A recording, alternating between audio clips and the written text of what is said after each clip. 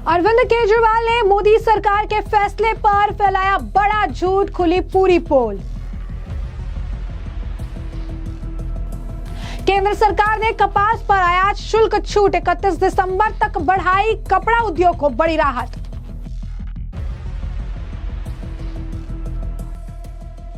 सरकार ने बताया फैसला सीधे तौर पर धागा, कपड़ा, परिधान और रेडीमेड गारमेंट्स की लागत को करेगा कम। केजरीवाल की झूठ पर जनता ने किया पलटवार, कहा झूठी खबर फैलाता है केजरीवाल। नमस्कार, मैं अंजलि मिश्रा, स्वागत है आप सभी का हमारे चैनल में।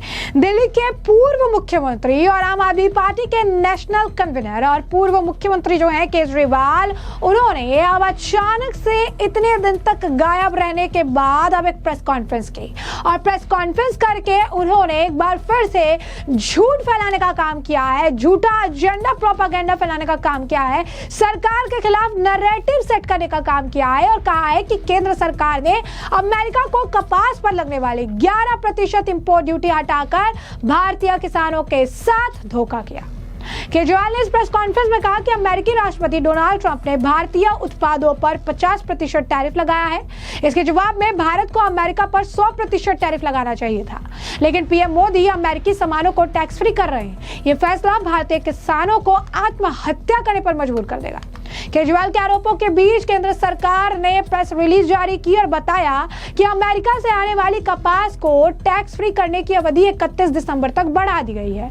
वित्त मंत्रालय के अनुसार घरेलू टेक्सटाइल इंडस्ट्रीज की डिमांड पूरी करने के लिए यह कदम उठाया गया है और ऐसे में अगर आप देखेंगे तो अरविंद केजरीवाल इस फैसले को इस तरीके से दिखा रही हैं जैसे कि इस फैसले को पूरी तरीके से किसानों के खिलाफ लिया गया है। इतने दिनों से गायब केजरीवाल अब सामने आए भी, प्रेस कॉन्फ्रेंस किया भी, तो कैसे मुद्दे पर, जिस मुद्दे पर जनता को भड़काया जा सकता है, झूठ फैलाया जा सकता है, एक नैरेटिव सेट किया जा सकता है। सुनिए जरा केजरीवाल की बोली, क्या कुछ कहना है इनका। पिछले कुछ दिनों में प्रधानमंत्री मोदी जी ने पीठ पीछे चोरी चोरी कुछ ऐसे निर्णय लिए हैं जो पूरे देश भर के किसानों के साथ बहुत बड़ा धोखा है। अभी 90%, 95% किसानों को पता ही नहीं कि क्या हो गया है और जब ये निर्णय सामने आएंगे तो ढेरों किसान आत्महत्या करने के सिवा उनके पास कोई चारा नहीं बचेगा। पिछले दिनों मोदी जी ने निर्णय लिया है कि ट्रंप के दबाव में, अमेरिका के दबाव में यह निर्णय लिया गया है कि अमेरिका से जो कपास, कॉटन इंडिया आती है, अभी तक उस पे 11% ड्यूटी लगती थी। इस वजह से जो अमेरिका से कपास इंडिया आती थी, भारत के किसान जो कपास उगाते थे वो अमेरिका की कपास से सस्ती पड़ती थी और भारत के किसानों की कपास मंडियों के अंदर, बाजारों के अंदर बिक जाती थी। पिछले कुछ दिनों में मोदी सरकार ने निर्णय लिया है कि वो 11% ड्यूटी जो अमेरिका से आने वाली कपास पे लगाई जाती थी, वो ड्यूटी हटा दी गई है। अब अमेरिका से आने वाली कपास के ऊपर कोई ड्यूटी नहीं लगाई जाएगी। 19 अगस्त से 30 सितंबर तक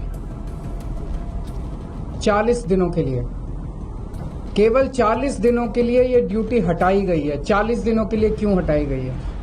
ये देश के किसानों के साथ कैसे बहुत बड़ा धोखा है। अब जो अमेरिका से कपास आएगी या आनी चालू हो गई है, वो कपास भारत के किसानों की कपास से मोटे मोटे तौर पे एवरेज 15 से 20 रुपए प्रति किलो अमेरिका की कपास सस्ती पड़ रही है। इंडिया में 15 से 20 रुपए प्रति किलो सस्ती पड़ रही है। तो भारत के किसान कहां जाएंगे? वो अपनी कपास कैसे बेचेंगे? हमारे किसानों की कपास अक्टूबर से मंडी में आने लगेगी। अभी जुलाई के महीने में हमारे देश भर में किसानों ने अपनी कपास लगाई है, बीज लगाया है, लोन लेके, कर्जा लेके उन्होंने अपनी कपास की बिजाई करी है। उन्होंने अपना पैसा लगा दिया किसानों ने। वो कपास अक्टूबर से मंडियों में आने लगेगी, अक्टूबर से बाजार में आएगी हमारे देश के किसानों की कपास। तब तक 30 सितंबर तक हमारे देश की जो टेक्सटाइल इंडस्ट्री है वो अमेरिका की कपास खरीद चुकी होगी, वो सस्ती कपास खरीद चुकी होगी। उन्हें हमारे देश के किसानों की कपास की जरूरत ही नहीं होगी, जो महंगी भी होगी और तब तक उनकी जरूरतें भी पूरी हो जाएंगी। ये हमारे देश के किसानों के साथ धोखा हुआ है। जब अक्टूबर के महीने में हमारे देश के किसानों की कपास मंडी के अंदर आएगी, उन्हें खरीदने वाला कोई नहीं बचेगा, औने पौने दाम के अंदर बेचनी पड़ेगी। पिछले साल ही 7700 रुपए एमएसपी था, वो भी कम था, जबकि मार्केट के अंदर एमएसपी मिल ही नहीं रहा था 7000 में, उससे भी कम में। सीजन जाते जाते 6000 रुपए के अंदर क्विंटल के ऊपर किसानों को कपास बेचनी पड़ी। इस बार तो वो भी नहीं मिलेगा लोगों को। तो जैसा कि आपने इनका बयान सुना, साथ ही साथ आपको बता दें कि अमेरिका से आने वाली कपास पर पहले 11% ड्यूटी लगती थी। केंद्र ने अमेरिका को इससे छूट दे दी है। 19 अगस्त से 30 सितंबर यानी 40 दिनों तक अमेरिका से आने वाले कपास पर टैक्स नहीं लगेगा। इससे देश के बाजार में अमेरिकी कपास भारतीय कपास की तुलना में 15-20 रुपए प्रति किलो सस्ती हो जाएगी।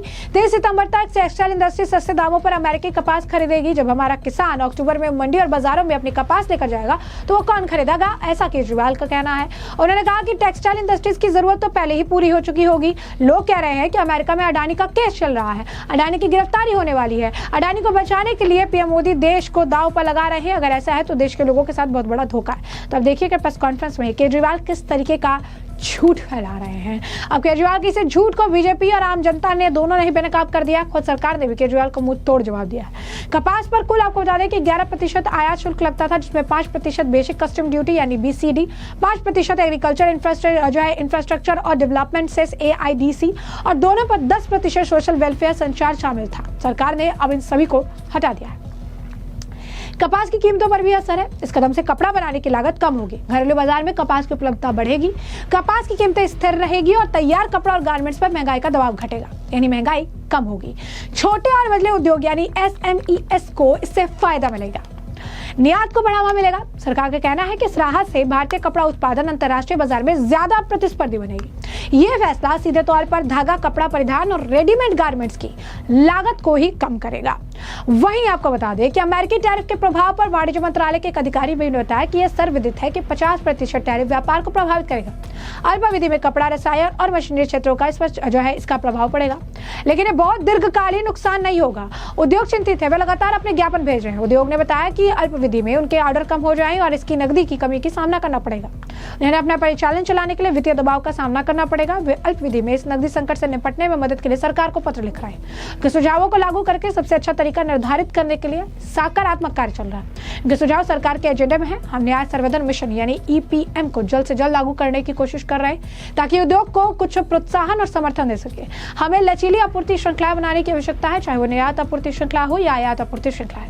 हर चुनौती या संकट एक नया अवसर होगा, इसीलिए यह उद्योग के लिए एक चेतावनी है। सरकारों सभी से देखने का आग्रह है कि हम अपने निर्यात में विविधता कैसे ला सकते हैं। वह इस मामले पर बीजेपी के प्रवक्ता प्रदीप भंडारी ने भी अरविंद केजरीवाल को एक्सपोज कर दिया और लिखा कि अरविंद केजरीवाल कपास शुल्क पर झूठ फैला रहे हैं। 2025-26 के लिए कपास का न्यूनतम समर्थन मूल्य 7,710 है, जबकि उत्पादन लागत 5,140 है। ये कांग्रेस शासन के तहत 2013-14 की तुलना में 108% अधिक है।